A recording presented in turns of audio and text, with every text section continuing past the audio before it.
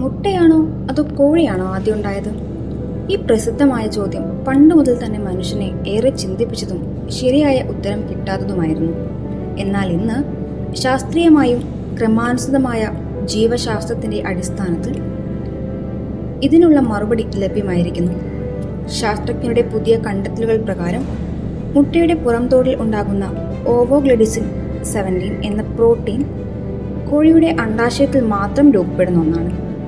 ഈ കോഴിമുട്ട ഉണ്ടാവാൻ കോഴി വേണ്ടയെന്നായിരിക്കും നിങ്ങൾ ചിന്തിക്കുന്നതല്ലേ? എന്നാൽ അതിനു മുന്നിലൊരു നഗ്ന ചരിത്രം തന്നെയുണ്ട് കേട്ടോ.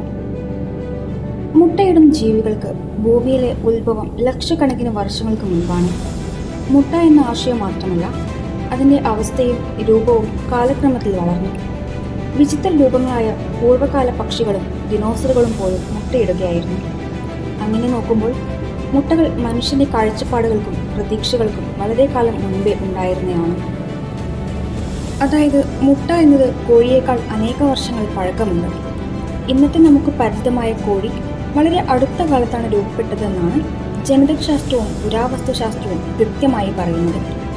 ഇന്നത്തെ കോഴിയുടെ ആധുനിക രൂപം വളരെ അടുത്ത കാലത്താണ് ക്രമാനുസൃത ജീവശാസ്ത്രം വഴി വികസിപ്പിച്ചത്.